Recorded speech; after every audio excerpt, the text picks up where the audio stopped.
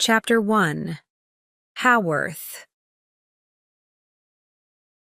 There was a cold wind this afternoon, but the sun shone for an hour or two.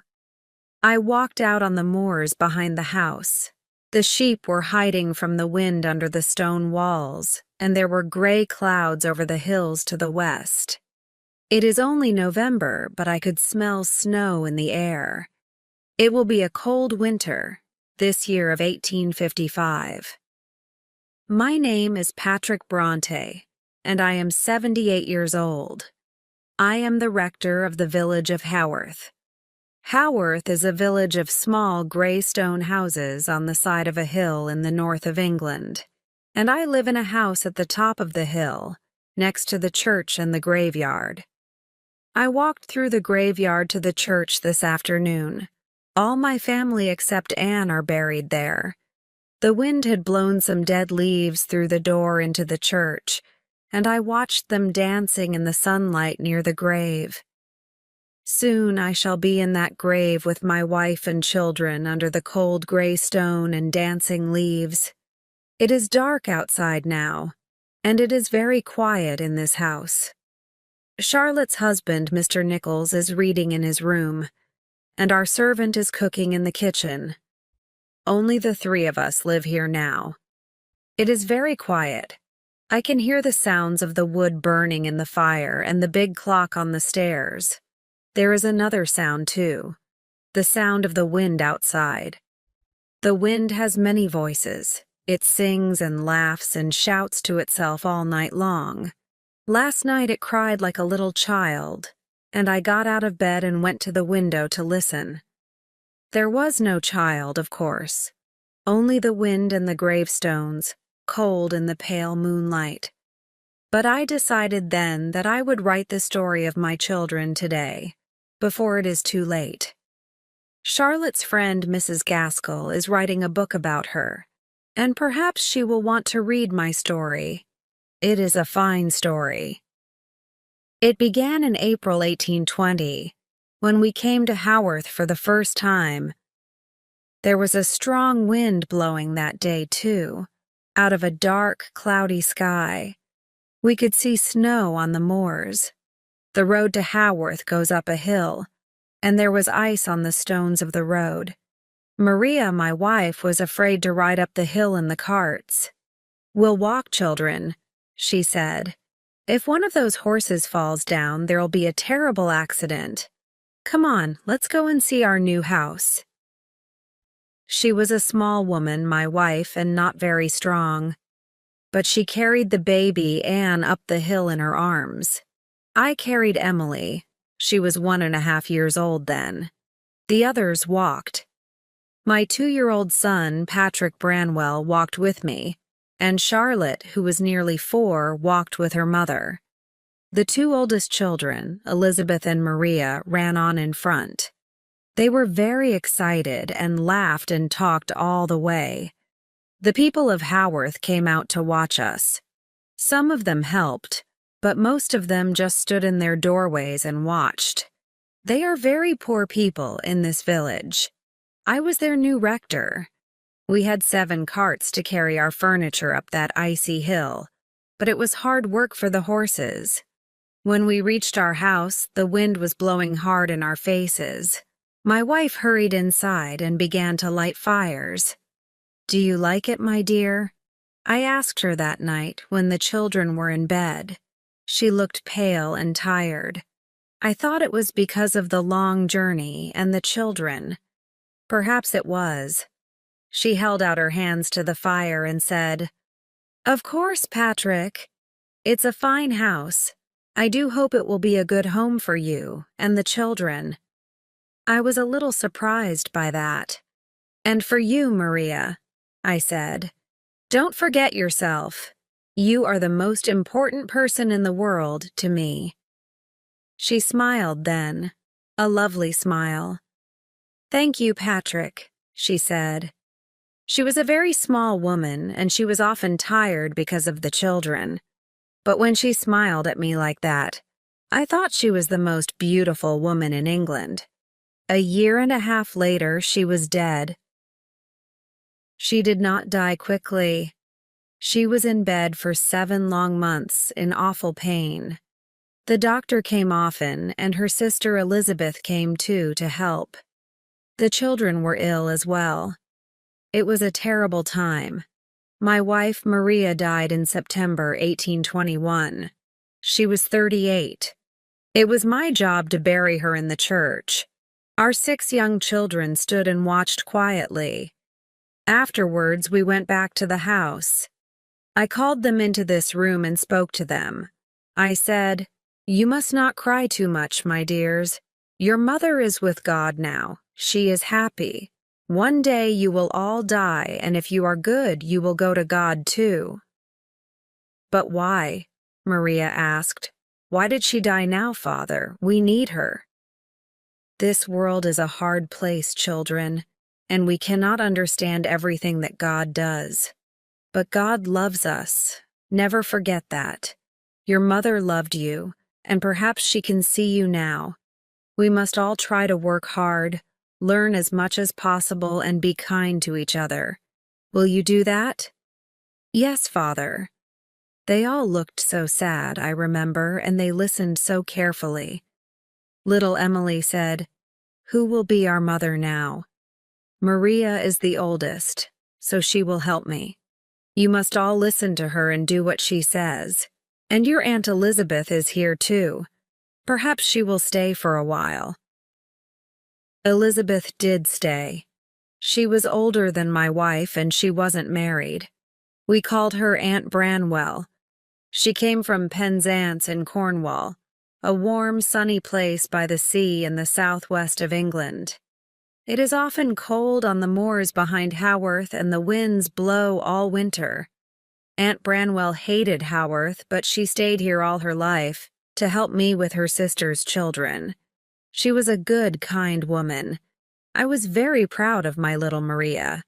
She was only 8 years old, but she worked all day like an adult. She helped the little ones to get washed and dressed. She helped them to play and draw and read. She was like a little mother to them. She could read very well herself. We always had books and newspapers in the house, and I talked to the children about them every day. I talked to them about adult things, the Duke of Wellington, and the important things that he was doing in London. The children listened carefully and tried hard to understand. Maria often read to the others from the newspaper and asked me questions about it. She understood it better than most men. I was sure my children were very clever, but I did not have room to talk to them all day. I had my work to do. So, in 1824, I sent them to school. Chapter 2. Cowan Bridge School. I was born in a small house in Ireland.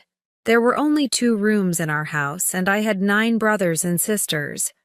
My parents were very poor. We had no money and only a small farm.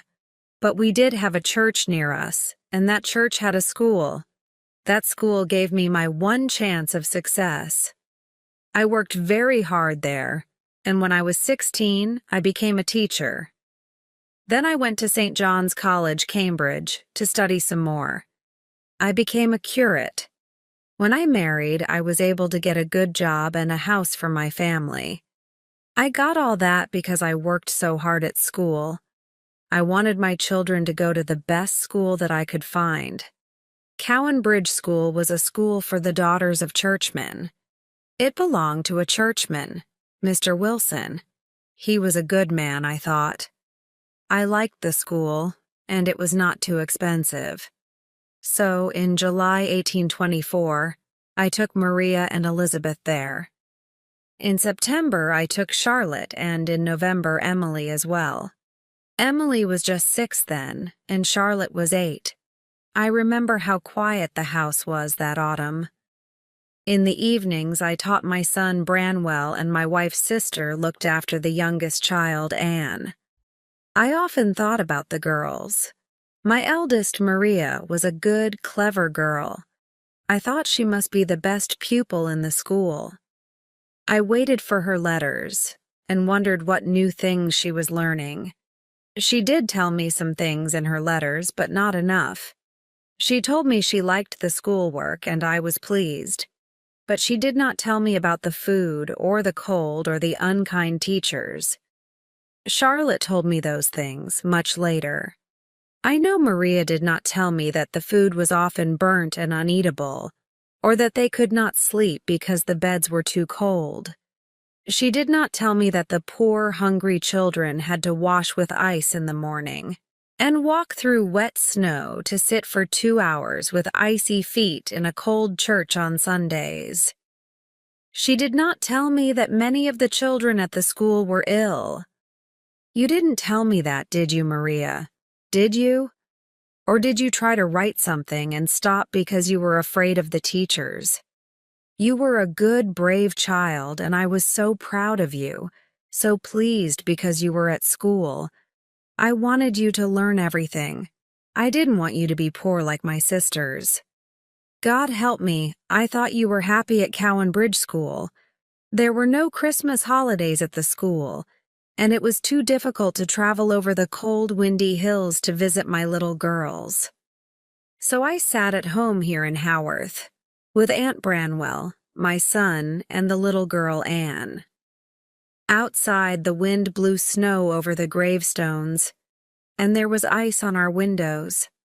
On Christmas Day, little Anne looked lonely. She asked me about her sisters. "Don't worry, my dear," I said. "They are happy with the other girls at school. You shall go to Cowan Bridge too when you are older."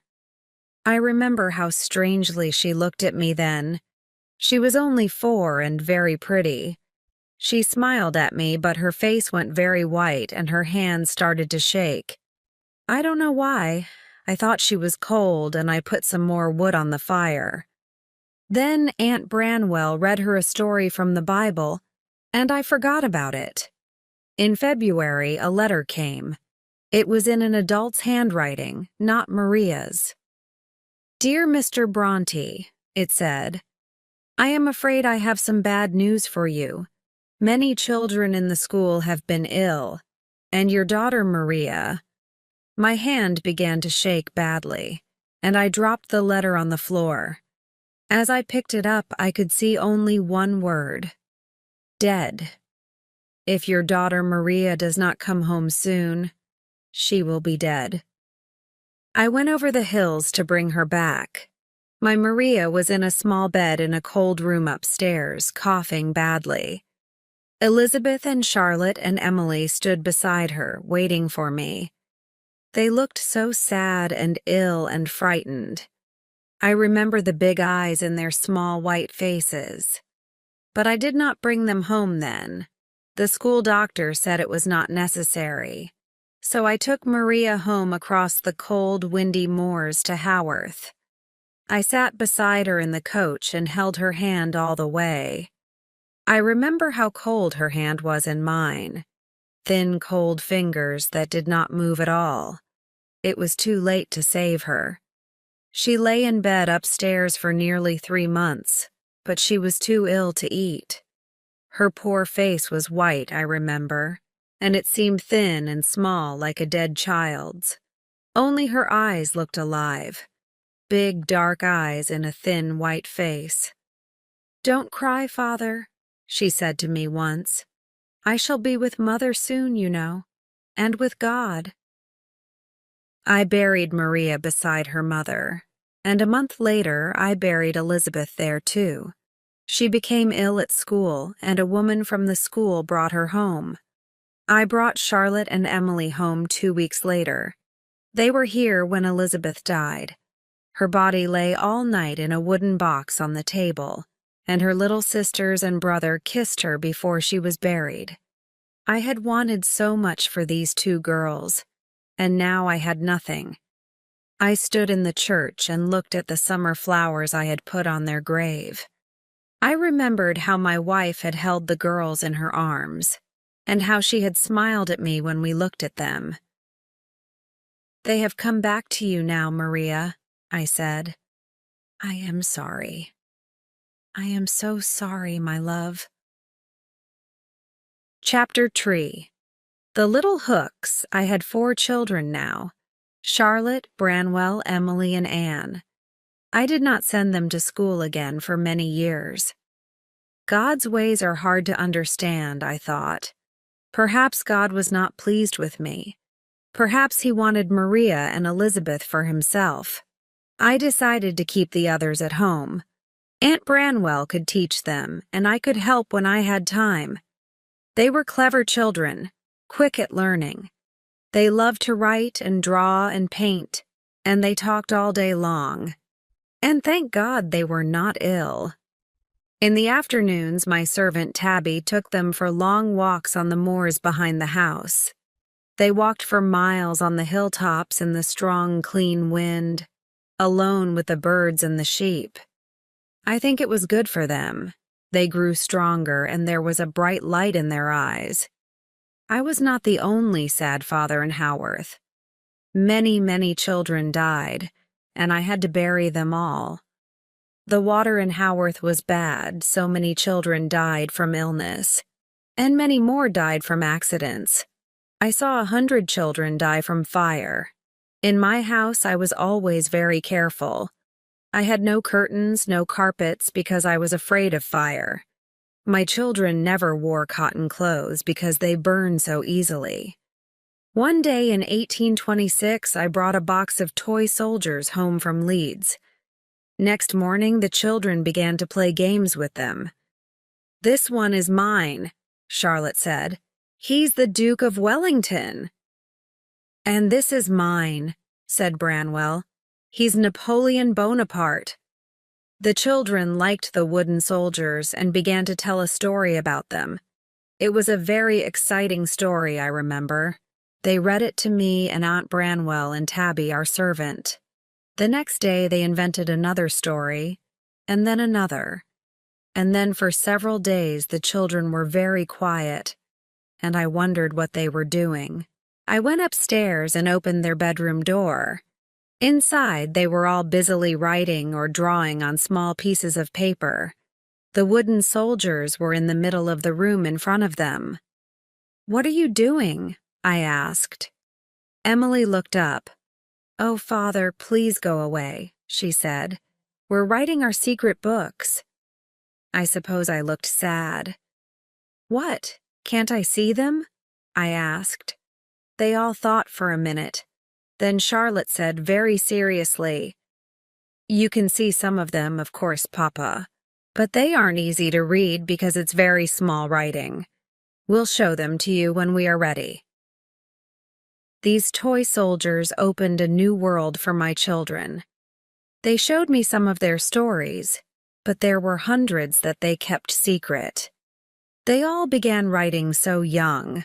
Charlotte, the oldest, was only 10, and Emily was 8. I don't think they ever stopped. Mr. Nichols has all Charlotte's little books now in a cupboard in his room. Some of them are no more than 5 or 6 centimeters high. They are beautifully made and full of small pictures and tiny writing. There is one on my desk now, but I can't read it. My eyes are too bad.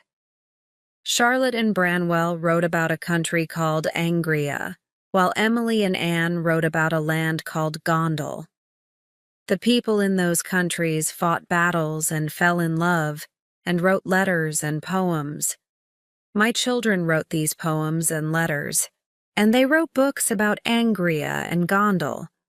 They drew maps of the countries, wrote newspapers about them, and drew pictures of the towns and people in their stories.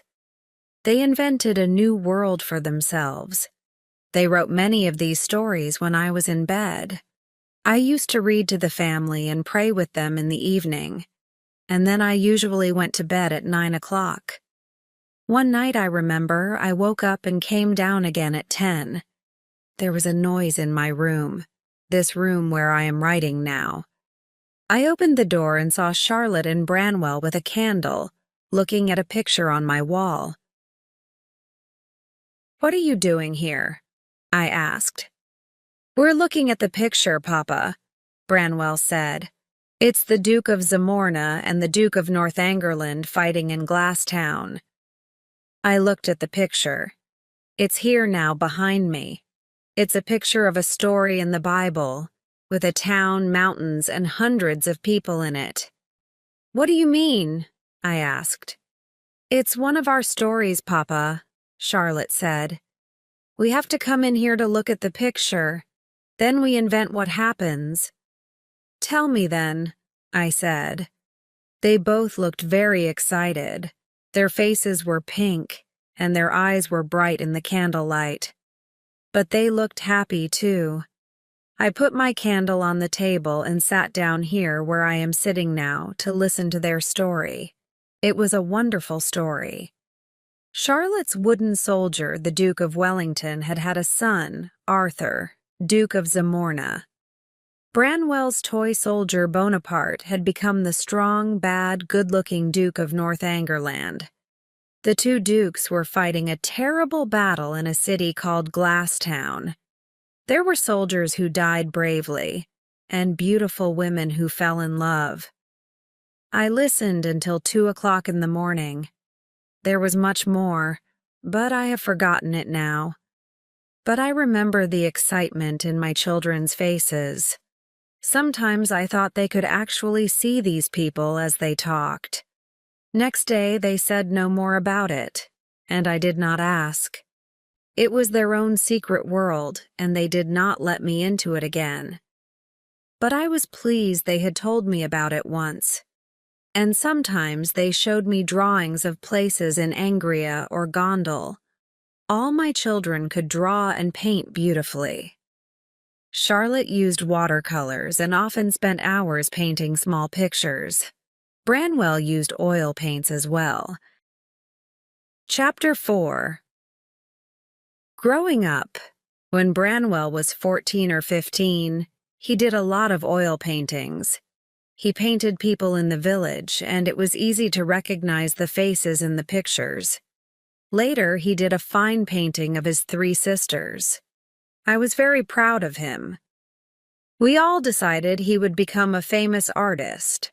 Charlotte went to school again when she was 15.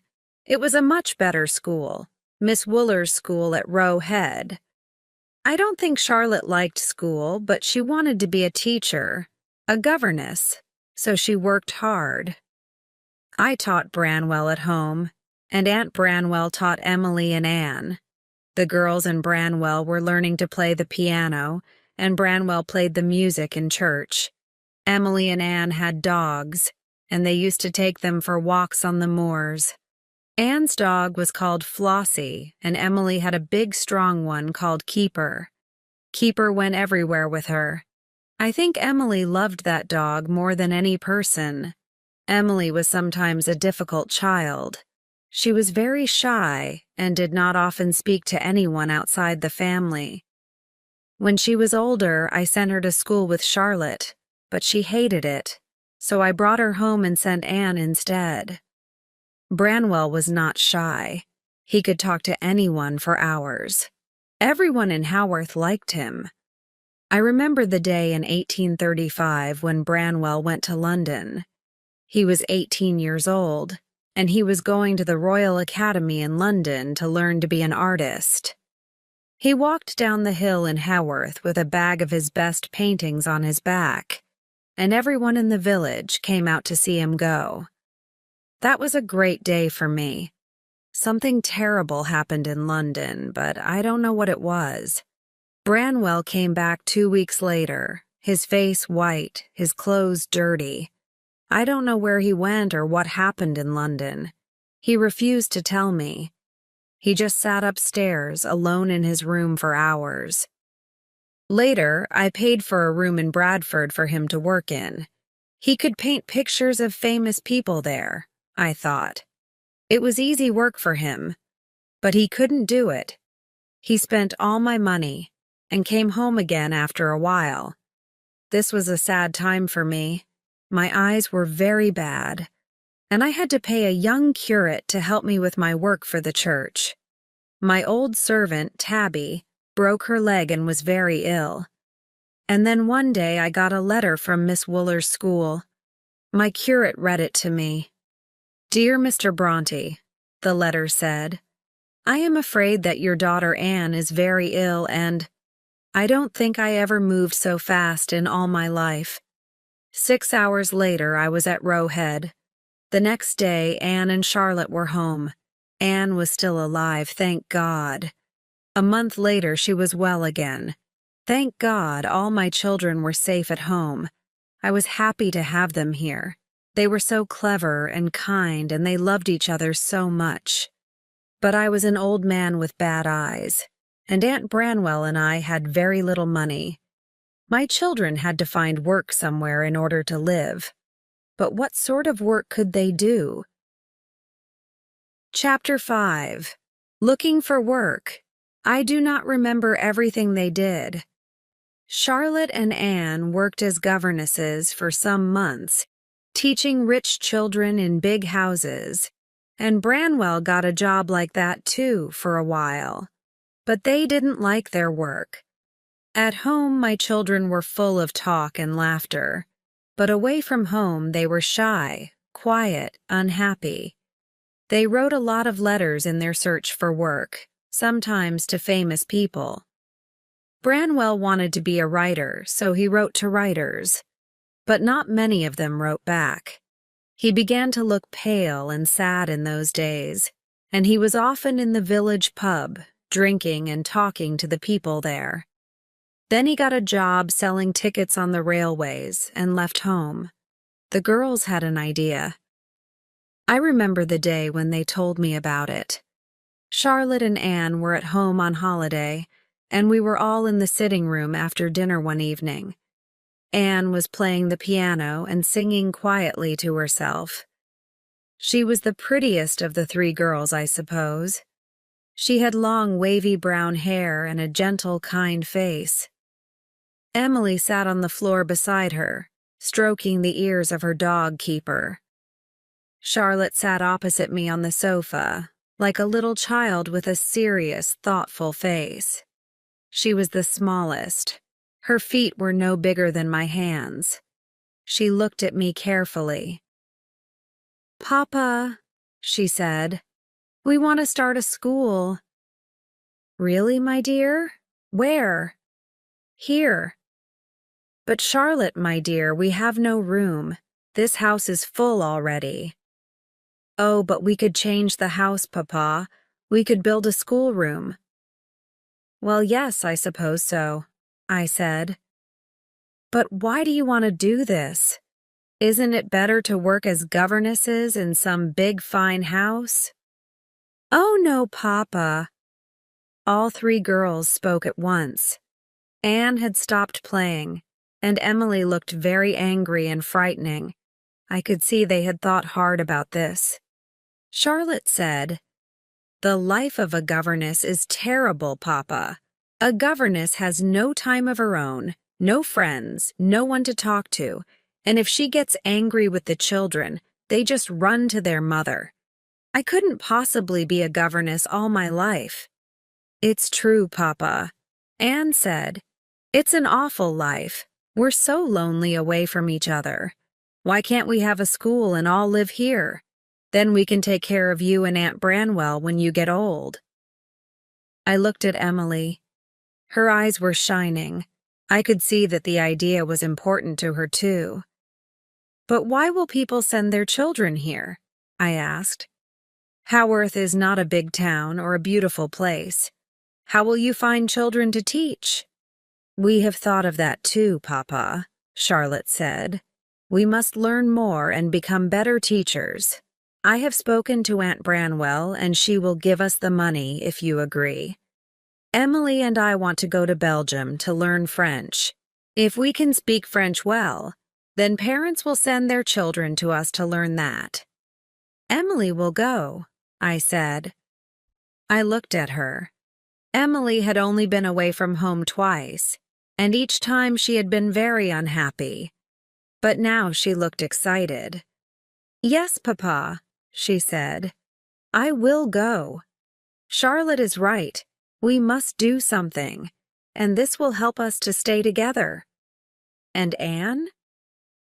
"I will stay as a governess with the Robinson family," Anne said sadly.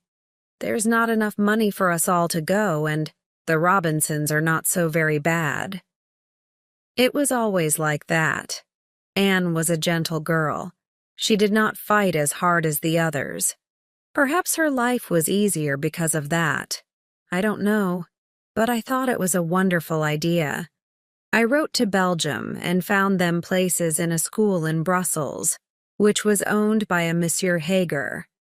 I agreed to take the girls there, and for a month I wrote down French words in a little pocketbook to help me on the journey. Then, one afternoon in 1842, we caught the train to London. I had not been to London for over 20 years, and my daughters had never been there. We stayed for 3 days, and then we took the night boat to Belgium and arrived at a tall, fine school building in the center of Brussels. Hager himself was a very polite, friendly man, very kind.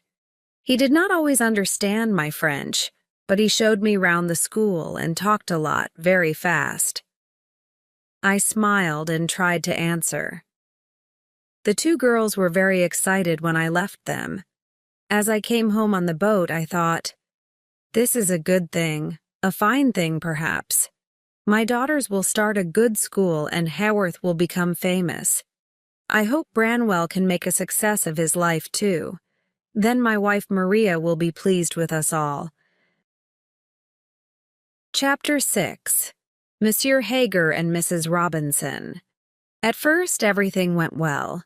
Monsieur Hager wrote to me often. He was pleased with my daughters, he said. They were good pupils. But life at home in Haworth was hard. My curate died, and Aunt Branwell became very ill. Emily and Charlotte came home to see her, but she was dead before they arrived. She was a good woman, Elizabeth Branwell. She kept my home for more than 20 years, and she taught my daughters everything she knew. But she never liked Haworth, I am sure of that. She said it was a cold, miserable place.